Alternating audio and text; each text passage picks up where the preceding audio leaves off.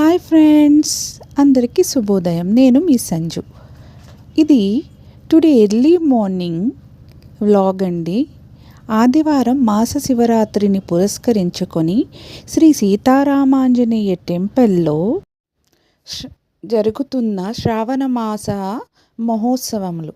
దానిలో భాగంగానే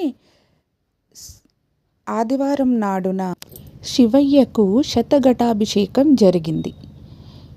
108 కలశాలతో స్వామివారికి అభిషేకం జరిగింది.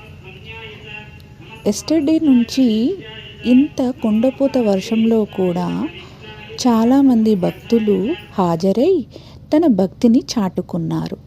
అలాగే 108 కలశాలతో పంచామృతాలు, సుగంధ ద్రవ్యాలు, పసుపు, కుంకుమ ఇలా